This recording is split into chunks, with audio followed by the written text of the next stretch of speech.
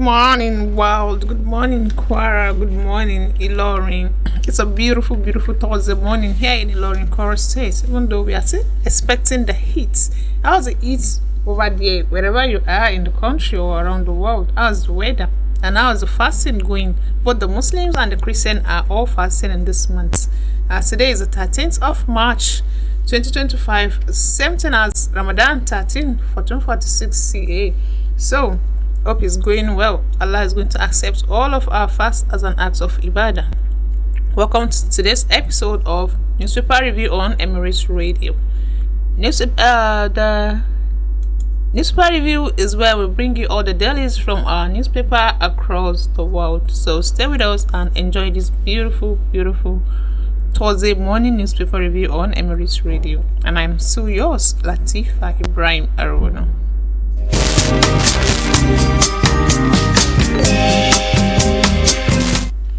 The newspaper we have this morning and the Vanguard newspaper, the Leadership newspaper, Daily Post, Daily Trust newspaper, Punch, and of course the Guardian newspaper. So the first newspaper we are looking into this morning is the Vanguard newspaper. Rivers, heavens won't fall if Fubara is impeached, says Wike. The political crisis in Rivers State took a dangerous turn yesterday as the Federal Capital Territory FCT Minister Chief Nyesom Wike downplayed reported threats by some Ijaw-linked militant groups to blow up crude oil pipelines and hold the nation at ransom. Should Governor Siminalayi Fubara be impeached by the 27 members of the State Assembly loyal to him? In fact, Wike said heaven would not fall if the governor was impeached. This was as the Martin Amaewhule-led assembly, which shunned a reconciliation meeting called by the governor, barred Fubara from entering the assembly complex to present the 2025 budget, alleging improper communications. In a quick counter, Fubara said he was ready to represent the budget despite being blocked out, insisting that he notified the House through Speaker Amaewhule.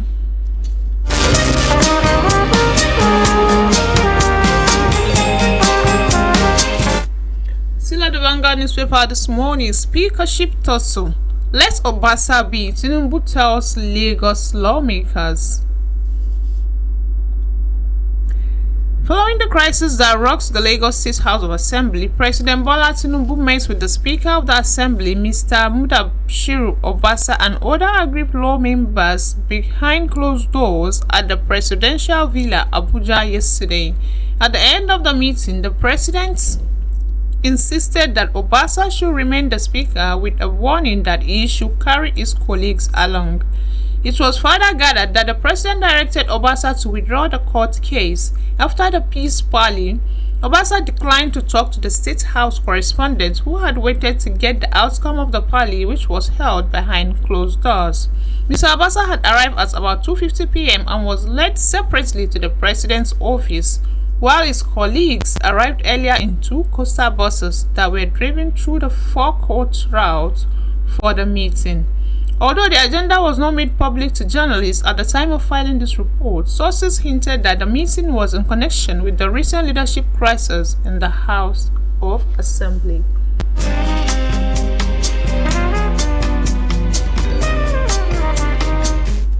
Still on the Vanguard newspaper this morning, Natasha suspended solely for unruly behavior, Senate tells IPU.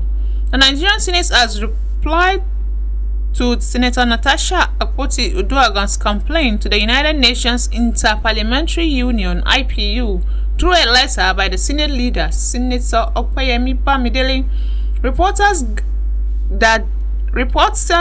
gathered that Senator Natasha had taken her case before the global institution to prevail over what she described as injustice meted to her.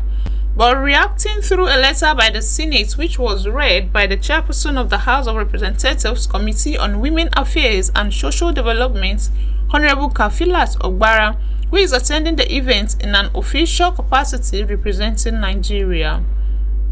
The Senate's letter The Senate later read in part, Senator Natasha Akpoti-Uduaghan was suspended for gross misconduct and unruly behaviors and not as a result of allegations of sexual harassment or assault.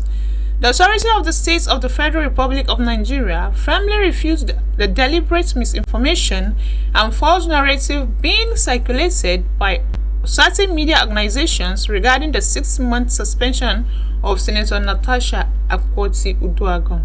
Let it be unequivocal stated that Uduaghan was suspended solely for her persistent acts of misconduct and disregard for the Senate standing orders.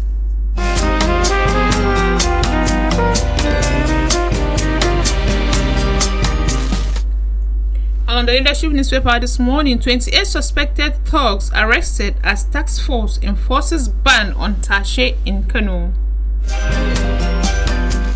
Security operatives in Kano have arrested 28 suspected thugs in Daba and recovered weapons and illicit drugs in a coordinated crackdown aimed at maintaining peace during Ramadan. A statement signed by the task force public relations officer, Comrade Abdullahi Waya, said the operation was conducted between March 3rd and 13, 2025. The operation was carried out in collaboration with the personnel of the Nigerian Police Task Force, National Drug Law Enforcement Agency, Department of State Service, Nigerian Security and Civil Defense Corps, and Nigerian Correctional Service, Nigerian Immigration Service, and the Vigilante Group. It seized from the suspects included 238 parcels and 14 wraps of dry leaf suspected to be cannabis sativa, a cutlass, 3 scissors, a pointed iron, 2 bottles of sock and dye, a toxic substance, 13 packets of knockouts, bangers, and a rubber solution. Waya said the suspects have been arraigned before Chief Magistrate Court located at number 12 Malam Aminu Kano International Airport, Makia, where they will face prosecution. In response to growing concerns over criminal activities, the task force has reaffirmed the ban on Tashe, a traditional Ramadan performance that officials say has become a cover for hooliganism. The use of knockouts has also been strictly prohibited, with warning that violators will face legal consequences. Chief of the task force, Honorable Ibrahim-Arowona, commended the security personnel for their efforts and urged residents to cooperate with authorities in ensuring peace and stability across Kano State. Still on the leadership newspaper this morning, Kwara APC youth leaders pledge loyalty to Governor Abdulrazak. The All Progressive Congress youth leaders in Kwara Central Senatorial District have pledged their loyalty to the state governor, Abdurrahman Abdulrazak. The youth leaders also acknowledge the governor's giant strides aimed at improving the socio-economic lives of the people of the state. They spoke during their visit to the office of the Commissioner for Youth Development, Ndanu Sasheo, in Ilorin, the state capital, yesterday. The coordinator of the APC Youth in Kwara Central, who is also the Adewale Ward Youth Leader, Moshood Salman, reaffirmed their support for the governor, hailing his administration's development initiatives. He noted with satisfaction the governor's performance in infrastructure development, social investment programs, health, education, and governance generally. Salman urged the people of the state to sustain their support for the Abdulrazak's administration to ensure sustained progress across the state. Still on the leadership newspaper this morning, Osun LG crisis, FG reviewing stance PDP chairman. The federal government is reviewing previous stance on the Osun local government face-off. Chairman of the Osun State People Democratic Party (PDP), Honorable Sunday BC, declared Wednesday. BC, who made the disclosure in Osogbo, the state capital, insisted that the judgment that sacked local government political functionaries elected in 2022 remained valid. According to him, the weight of facts and evidence confirming the alleged illegality being perpetrated by the functionaries are widely before top officials of the federal government, telling the state chapter of All Progressive Congress (APC) to stop disinformation, misinformation, and fake news. He gave assurance that the federal officials are in possession of all the facts for legal and due processes compliances on the Osun local government controversies. His words: Osun state government adopted a responsible, rule-based and due process approach to the illegal invasion and attempted hijacking of local government secretariats in Osun State. And on the Guardian newspaper this morning, man bags life imprisonment for defiling 2 minors.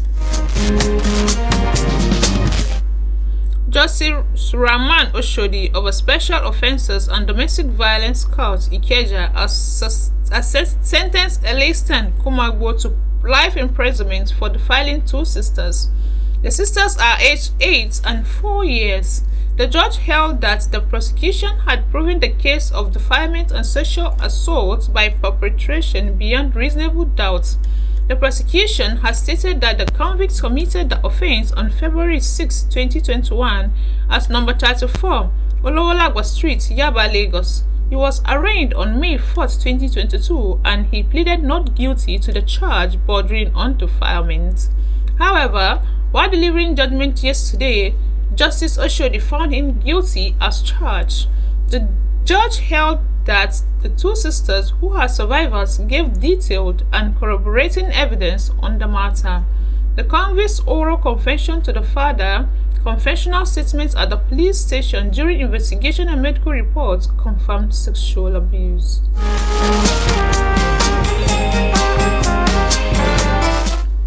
Still on the Guardian newspaper this morning, prisoners on death row rise by 98 in 6 months to 3,688, says NCOS.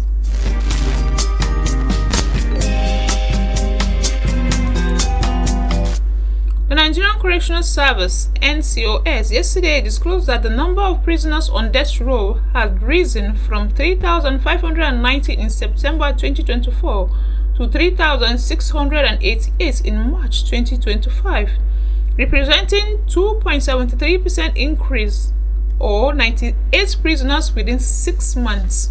The NCOS also sought strategic collaboration with the Nigerian Police Department of State Services, Economic and Financial Crimes, and Independent Corrupt Practices Commission to speed up the wheel of justice in the country. According Acting Controller General of NCOS, Sylvester Nwachukwu, revealed this yesterday while the Senate Committee on Interior, chaired by Senator Adams Oshiomhole, was screening him for the position of Substantive Controller General. Nwachukwu was accompanied by his Principal Staff Officer Godwin Okosun, Deputy Controller of Corrections of NCOs Babatunde Ogundare, and Assistant Controller General of NCOS Ahmad Adagiri, among others, to the screening.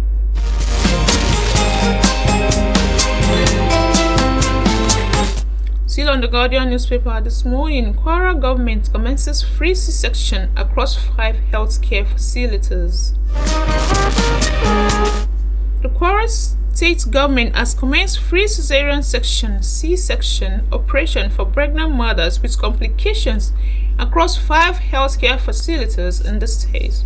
Dr. Amina El-Amin, Kwara Commissioner for Health, disclosed this in Ilorin during a 14-day residential state training of trainers on comprehensive emergency obstetrician and newborn care. The Nigerian Agency of the new Agency of Nigeria, NAN, reported that the training was organized by Kwara government in collaboration with the European Union Stretching Across to Reproductive and Adolescent Health EU SARA program. NAN reports that C-section is a surgical procedure where a baby is delivered through incision made in the mother's womb and uterus instead of through the vagina. El-Imam listed the facilities include the University of Ilorin Teaching Hospital (UITH), Aisha Buhari Mother and Child Hospital Eyenkorin, General Hospital of Kwara State University Teaching Hospital Kwasut, and General Hospital Kayama. According to her, C-section is indicated in some instances to save the life of the mother and child.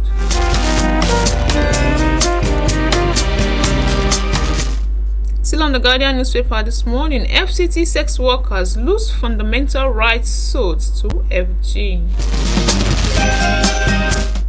The Federal High Court sitting in Abuja has dismissed a suit seeking fundamental rights for commercial sex workers in the Federal Capital Territory to operate without intimidation from security agencies.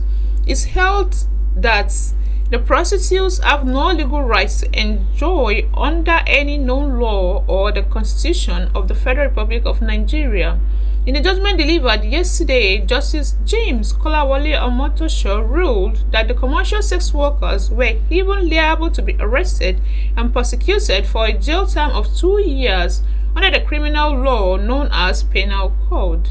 The non-government organization Lawyers Alert Initiative for Protection of Rights of Children, Women and Indigent had sued the Abuja Environmental Protection Board, FCT Minister, Federal Capital Territory Administration, and the Attorney General of the Federation as first-to-fourth respondents. In the suit marked THC ABJ CS 642-2024, the sex workers had sought to stop the FCT Minister, Nyesom Wike, and the Abuja Environmental Protection Board from harassing, intimidating, and arresting and prosecuting them in the FCT.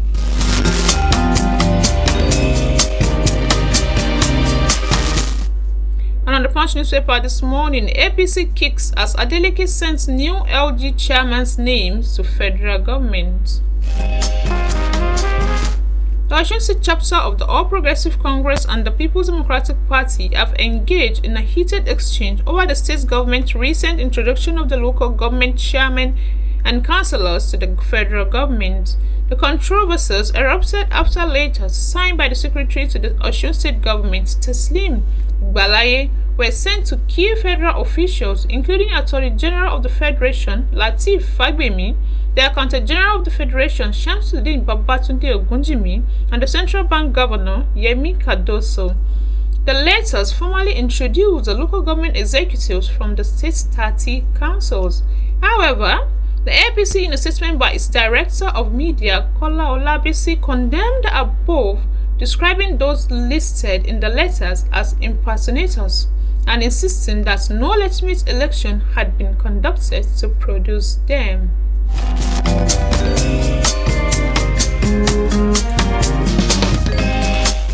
Still on the Punch newspaper this morning, join me to move Ondo forward, Ayedatiwa tells opposition. Ondo State Governor Lucky Ayedatiwa had called on the candidates of the People's Democratic Party, Agboola Ajayi, and other opponents in the November 16, 2024 governorship election to join hands with him in moving the state forward. The news may report that the Supreme Court on Tuesday affirmed Ayedatiwa of the All Progressive Congress as the governor of the state. In the late judgment delivered by Justice Garba Lawal, the court dismissed the appeal of the PDP and its governorship candidate Agboola Ajayi seeking to nullify Ayedatiwa's victory.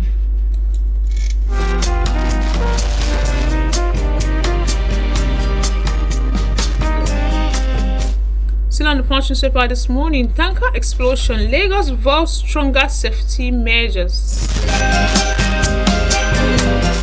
The Lagos State government has vowed to implement stronger safety measures for the movement of hazardous materials such as gas and petroleum products within the state.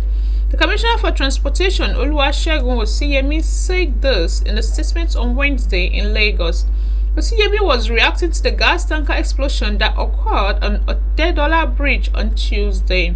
The Lagos State government deeply regrets the gas tanker explosion on Otedola Bridge, which caused widespread damage and disruption. Our thoughts are with those affected, and we commend the swift response of emergency service working tirelessly to manage the aftermath.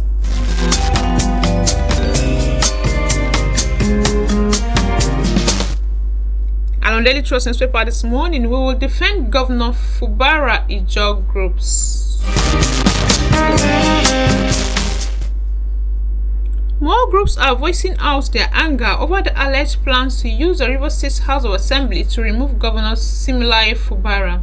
The leaders group, the Ijaw National Congress (INC), yesterday asked the Minister of the Federal Capital Territory, Nyesom Wike, to allow Governor Fubara to concentrate on leading Rivers State to prosperity, while at the same time advised President Bola Ahmed Tinubu to call the former governor to order.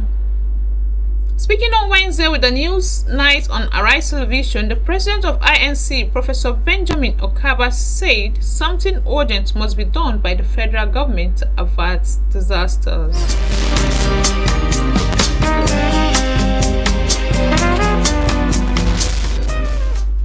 Still on Daily Trust newspaper this morning, reps consider reports of tax reform bills today. The House of Representatives will today, Thursday, begin close-to-close consideration of the reports of the tax reform bills. Speaker of the House of Representatives, Abbas Tajuddin, who announced this before adjournment of sitting on Wednesday, said the whole of Thursday will be dedicated to the consideration of the bills. He urged members of the House to be available to take part of the consideration and subsequent adoption of the reports.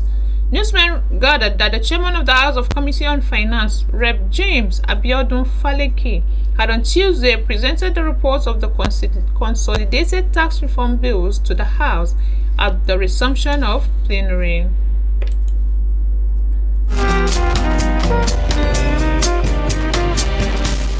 Still on the Daily Trust newspaper this morning, how Sokoto out-of-school girls got their groove back with trade skills.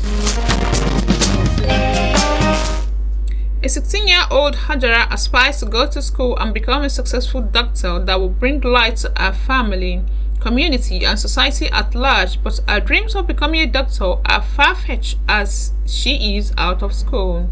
Hajara, an indigene of Shanu in Sokoto State, said she has never been to a formal school, not because she does not want to, but because she has never had the opportunity to be in schools, as her parents did not offer her the means to go to school. I want to go to school because we have neighbor whose father sent them to school. She was educated and always wear white as a health worker, and she treats the community people whenever they are sick. She can give you drugs and injection when you are sick, and she always tells us about the importance of education, and we are always happy and wish we are also educated.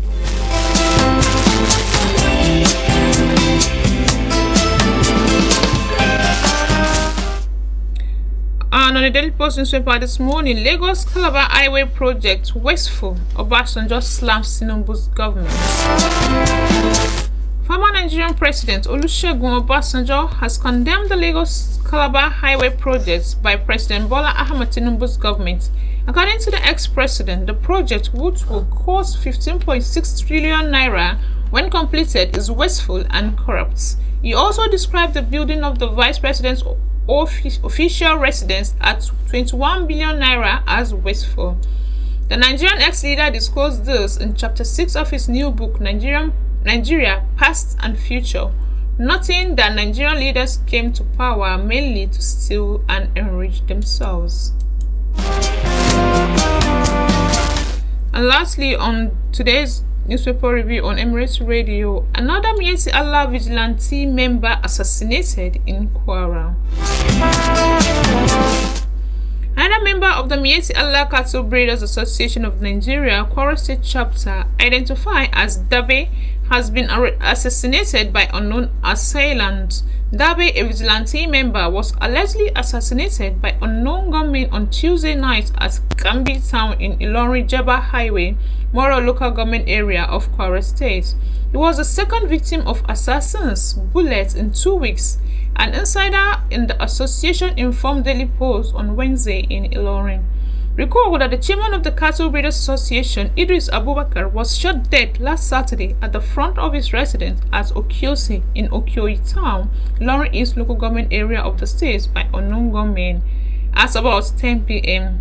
Tuesday's killing at Gambi brings to 5 numbers of members of the association so far allegedly murdered for collaborating with security agencies and vigilantes to stamp out criminal elements and criminalities in the group. If you want to read those newspapers and more, you can pick any of those newspapers and read them. Thank you for listening to today's